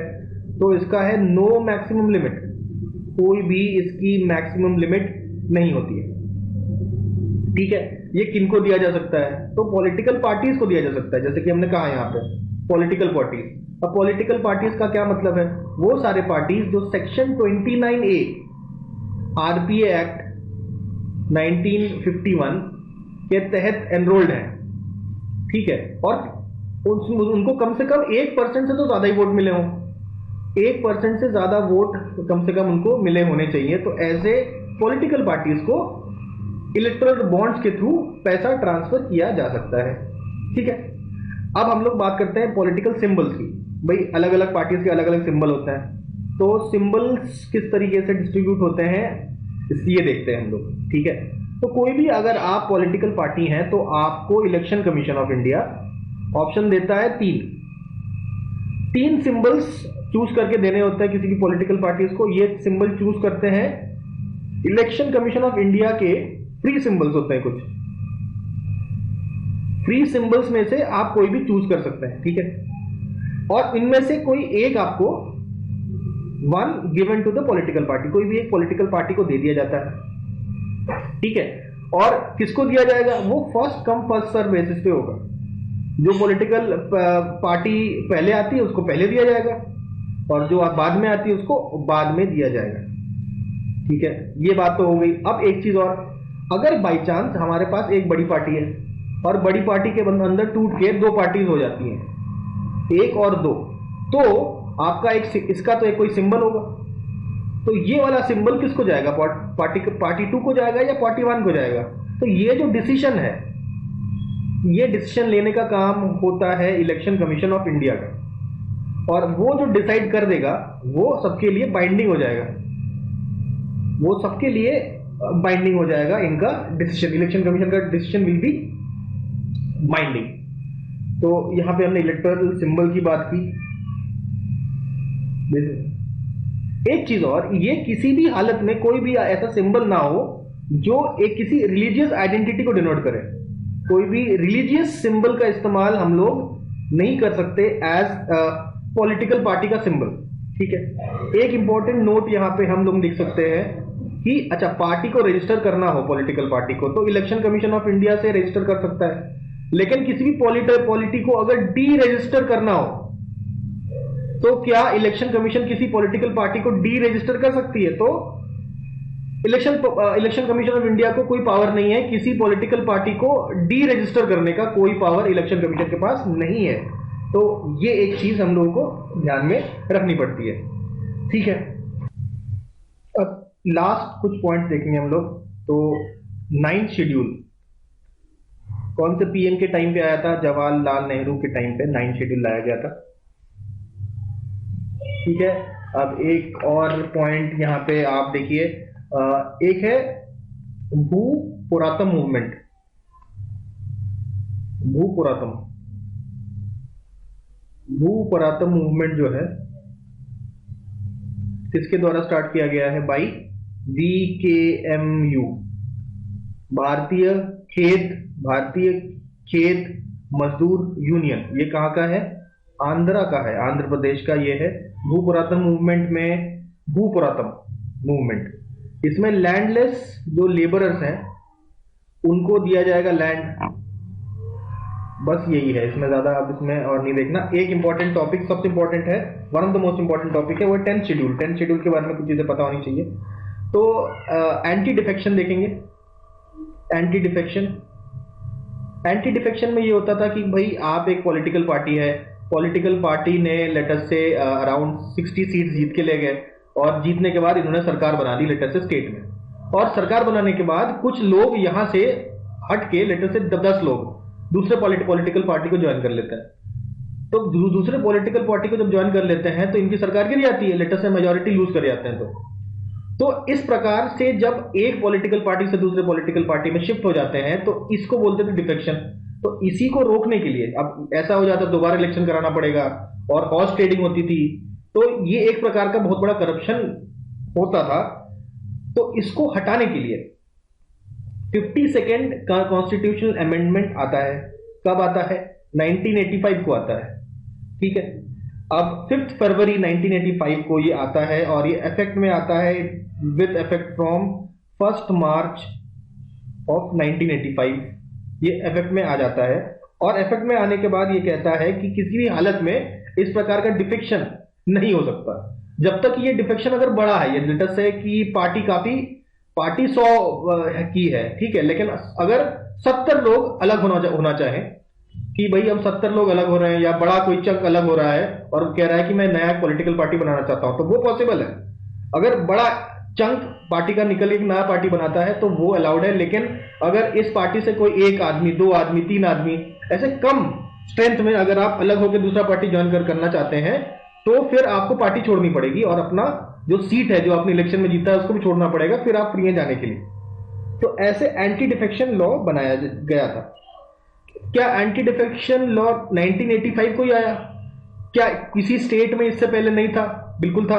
1979 में जम्मू कश्मीर स्टेट में ऐसा एंटी डिफेक्शन लॉ बनाया गया। अब ये जो अमेंडमेंट है, इसने कौन कौन से आर्टिकल को अमेंड किया? तो 101, 102, 190 और 192, ये 4 आपके आर्टिकल्स हैं, ये इनको अमेंड किया गया, ठीक है। अब कुछ और छोटी बातें जाननी है कि कोई भी पार्टी अगर ऑपोजिशन पार्टी बनना चाहती है तो उसके लिए जो 545 सीट्स हैं लोकसभा में, इसका 1/10 होता है 45.5, राउंड ऑफ करेंगे तो 55। तो 55 सीटें आपको कम से कम चाहिए होती है if you want to be a opposition party. तो ऑपोजिशन पार्टी के लीडर को लीडर ऑफ ऑपोजिशन बोलते हैं, और कई सारे कमिटीज में हमने देखा कि लीडर ऑफ ऑपोजिशन का प्रेजेंस होता है। तो लीडर ऑफ ऑपोजिशन काफी इंपॉर्टेंट पोजीशन होती है। वो कौन होता है? इसी ऑपोजिशन पार्टी का जो लीडर है वो लीडर ऑफ ऑपोजिशन कहलाता है, ठीक है। और ऑपोजिशन पार्टी आप तभी बन सकते हो जब कम से कम 55 सीट्स तो आपको लोकसभा इलेक्शन में मिले हों, ठीक है। तो एक और कामराज प्लान, के कामराज प्लान कब आया था? तो के कामराज एक रूलर कह रहे हैं, कामराज आपके एक पॉलिटिशियन थे इंडियन नेशनल कांग्रेस के। उन्होंने उनको इंडियन नेशनल कांग्रेस को और बेटर बनाने के लिए एक प्लान लाया था 1963 में। ये कामराज प्लान है, ये भी एक आपके क्वेश्चन में पूछा गया था। तो इसके साथ ही हम लोगों ने इलेक्शन से रिलेटेड सारी बातें यहाँ पे कंप्लीट कर ली है। अब ऑफिशियल लैंग्वेज की पूरी कहानी को हम लोग प्रॉपर तरीके से समझते हैं। तो ये ऑफिशियल लैंग्वेज का पार्ट पूछता है, तो ये पार्ट 17 में है। पार्ट पूछेगा तो आर्टिकल भी पूछ सकता है। कुछ इंपॉर्टेंट आर्टिकल्स आपको ध्यान में रखना है। 343 से लेके 351 articles are related to official language, ठीक है। तो ओरिजिनली कॉन्स्टिट्यूशन के बनते समय हमारे पास थे देयर आर 14 ऑफिशियल लैंग्वेज, अभी बढ़कर 22 ऑफिशियल लैंग्वेज हो गए। तो भाई कितने बढ़ गए? 8 लैंग्वेज बढ़ गए। तो ये 8 जो लैंग्वेज बढ़े हुए हैं ये कौन कौन से हैं ये देखेंगे। तो 21st constitution amendment act, 71 constitution amendment act और 92nd कॉन्स्टिट्यूशन अमेंडमेंट एक्ट से कुछ लैंग्वेजेस बढ़ाए गए। ये जो 8 लैंग्वेज जो एक्स्ट्रा हुए हैं ये 3 अमेंडमेंट आते हैं। 1971 में आता है 21st अमेंडमेंट 1971, और 1992 में आता है 71st कॉन्स्टिट्यूशन अमेंडमेंट, और 92 यानी कि 2003 में आता है 92nd कॉन्स्टिट्यूशन अमेंडमेंट। क्या क्या ऐड हुआ देखते हैं। तो सबसे पहला जो 15th लैंग्वेज ऐड होता है 1971 में under 21st constitution amendment was Sindhi. Sindhi add होता है, ठीक है। सिंधी हमको याद रखना पड़ेगा, सबसे पहला ऐड हुआ। उसके बाद ऐड होते हैं 71st अमेंडमेंट से 3, कोंकणी, मणिपुरी, नेपाली। कोंकणी, मणिपुरी और नेपाली, ठीक है। तो कोंकण यहां बोला जाता है गोवा महाराष्ट्र में, ठीक है। ये हो गया नेपाल, ठीक है। नेपाली थोड़ा ऐसे कर दिया हमने, ठीक है। ये नेपाली बोलने वाली भाषा है। कोंकणी, नेपाली और मणिपुरी, ऐसे हमने ट्रायंगल बना लिया। तो ये ट्रायंगल के 3 सिरों पे 3 लैंग्वेज याद रखिएगा, कोंकणी, नेपाली और मणिपुरी। ये ऐड होते हैं 71st कॉन्स्टिट्यूशन अमेंडमेंट। फिर 92nd कॉन्स्टिट्यूशन अमेंडमेंट 2003 में आता है। उसमें क्या होता है? उसमें 4 लैंग्वेज ऐड होते हैं। कौन से 4 लैंग्वेज? डोगरी, मैथिली, बोडो और सांताली। इसको याद करने के लिए हमने पहले ये ट्रायंगल बनाया और ये ट्रायंगल को ऐसे ऊपर से जोड़ दिया, ऐसे याद रखेंगे। ये जो ऊपर जम्मू कश्मीर के साइड में, तो यहाँ पे डोगरी बोली जाती है, ठीक है। उसके बाद ये बिहार साइड मैथिली बोली जाती है, और यहाँ पे असम साइड आपका बोला जाता है बोडो, और ये सांथाल परगना है। झारखंड और छत्तीसगढ़ और उड़ीसा और वेस्ट बंगाल में कुछ सांथाल परगना है, यहाँ पे बोली जाती है सांताली। तो सांताली, बोडो, मैथिली और डोगरी ये ऐड होता है by 92nd constitution amendment in 2003। तो ये 4 + 3 7 1 8, टोटल 8 लैंग्वेज एक्स्ट्रा होते हैं, ठीक है। तो टोटल 22 लैंग्वेज कौन कौन से हैं ये हम लोग मैप में एक बार देख लेते हैं। तो 22 लैंग्वेज में पहले 3 तो आपको याद रखना है, हिंदी है, हिंदी के साथ साथ उर्दू है और संस्कृत है। ये आपके हो गए, ठीक। अब कश्मीर में बात करें तो हमारे 2 लैंग्वेज है, कश्मीरी और डोगरी। ये मैप बनाया है ताकि याद करने में आसानी हो, ठीक है। उसके बाद हम लोग सीधा यहाँ पे आ जाएंगे पंजाब में, पंजाबी, ठीक है। अब इसको हम इग्नोर करेंगे, हिमाचल प्रदेश को, उत्तराखंड को भी हमने इग्नोर कर दिया, ठीक है, और हरियाणा को भी ऐसे इग्नोर कर दिया। राजस्थान, एक्चुअली यहाँ पे हम लोग इस राजस्थान और पंजाब बेल्ट में ये आपका सिंधी बोली जाती है, ठीक है। तो हम लोग ऐसे सिंधी, तो ऐसे ही राजस्थान और ये वाले रीजन मार्क किया, ठीक है। तो याद रखिएगा यहाँ पे, ऑल राइट। उसके बाद हम लोग आते हैं गुजरात में, तो गुजराती बोली जाती है गुजरात में, और महाराष्ट्र में आते हैं तो मराठी बोली जाती है, महाराष्ट्र और गोवा के रीजन में कोंकणी बोली जाती है। कोंकण जो कोस्ट है वहां पे कोंकणी बोली जाती है, तो मराठी कोंकणी हो गया। उसके बाद यहाँ पे आते हैं तो कन्नड़ बोली जाती है, कन्नड़ ये यहाँ पे बोली जाती है। मलयालम केरला में। फिर आते हैं तमिलनाडु में, तमिलनाडु में बोला जाता है तमिल, ठीक है। उसके बाद आते हैं आंध्र प्रदेश में, आंध्र प्रदेश में हम लोग जानते हैं बोली जाती है तेलुगु, तेलुगु लैंग्वेज बोली जाती है, ठीक है। उसके बाद उड़ीसा में आते हैं, उड़ीसा में बोलती उड़िया लैंग्वेज बोली जाती है, ठीक है। और वेस्ट बंगाल में बोली जाती है बंगाली लैंग्वेज, ठीक है। तो कोई लैंग्वेज याद करना कोई ऐसी बड़ी बात नहीं है। उसके बाद हमने ये वाला रीजन सांथाल परगना वाला देखा, यहाँ बोली जाती है सांथाली, यहाँ सांथाली बोली जाती है। फिर यहाँ पे आते हैं हम लोग मणिपुरी में, मणिपुर में यहाँ पे मणिपुरी बोली जाती है। आसाम रीजन में बोडो बोली जाती है, ठीक है, बोडो याद रखिएगा। असमीज भी यहाँ पर है, आसाम में असमीज भी बोली जाती है। असमीज हो गया, बोडो हो गया। देन बिहार झारखंड साइड आपका मैथिली बोली जाती है, ठीक है। तो उसके बाद नेपाल में बोली जाती है नेपाली। तो ये सारे हमारे 22 लैंग्वेजेस हो गए हैं, एक बार काउंट कर लीजिएगा।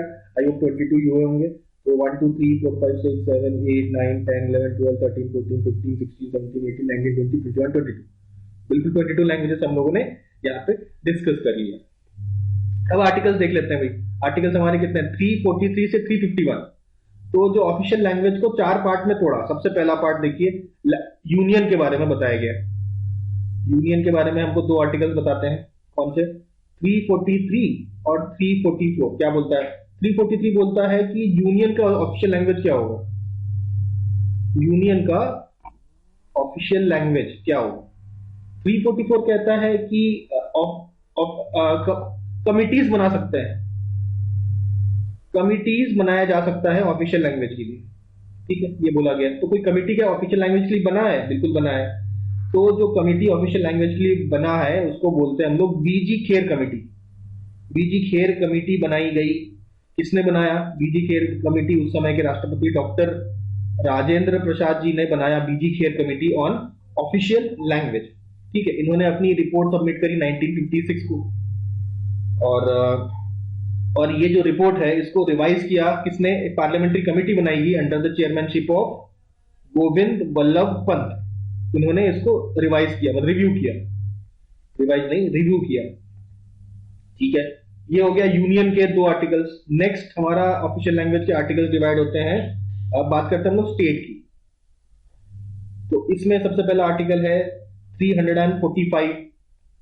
ये बताता है किसी भी स्टेट का ऑफिशियल लैंग्वेज, ठीक है। 346 डील करता है 2 या 2 से अधिक स्टेट हो जाए उनके बीच में कम्युनिकेशन कैसे हो, या किसी एक स्टेट में और यूनियन में कम्युनिकेशन की क्या लैंग्वेज होगी, ये बताता है 346। तो 345 346 हो गया। उसके बाद 347 क्या बताता है?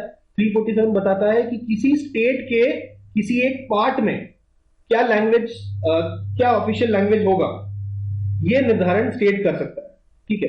ये पार्ट ऑफ द स्टेट के बारे में इन्होंने कहा, ठीक है। स्पेशल प्रोविजंस बनाए जा सकते हैं किसी एक स्टेट के कोई एक पार्ट में, ठीक है। तो 345 346 347 कंप्लीट हो गया। ये हो गया second, based on states, state का ऑफिशियल लैंग्वेज। उसके बाद 2 स्टेट के बीच का कम्युनिकेशन, स्टेट और यूनियन के बीच का कम्युनिकेशन, और स्टेट के किसी पार्ट का अगर अलग से कुछ प्रावधान बना सकते हैं हम लोग, ऐसा 347 में कहा गया। अब थर्ड पार्ट में आता है। थर्ड पार्ट इज 348 और 349, 348 और 349, ठीक है। 348 बोलते हैं कि सुप्रीम कोर्ट और हाई कोर्ट में अंग्रेजी बोली जाएगी और अंग्रेजी में सारा काम होगा। और 349 हमको पावर देता है कि कुछ लॉज बनाए जा सकते हैं for languages, laws related to language, language से रिलेटेड लॉज के बारे में बताया गया, ठीक है। तो ये थर्ड पार्ट हो गया जुडिशरी से रिलेटेड। उसके बाद फोर्थ पार्ट, लास्ट पार्ट हमारा 350 है। तो 350 ये बताता है कि ग्रीवेंसेस कौन से लैंग्वेज में हम लोग व्यक्त करेंगे। 350 का ए बताता है कि जो प्राइमरी एजुकेशन होगा वो मदर टंग में करना चाहिए। 358 बी में बताते हैं, 350 बी में बताते हैं कि एक स्पेशल ऑफिसर होगा for linguistic minorities. Special officer for linguistic minorities होगा। उसके बाद आखिरी हम यहाँ पे ऊपर लिख देते हैं 351। 351 बोलता है कि डायरेक्टिव दिया जाएगा for development of Hindi language. Hindi language का हम लोग डेवलपमेंट करने का कोशिश करेंगे, ये आर्टिकल 351 में है। तो इसी के साथ ही ऑफिशियल लैंग्वेज की जितनी भी चीजें हैं हम लोगों ने यहाँ पे कवर कर दी हैं।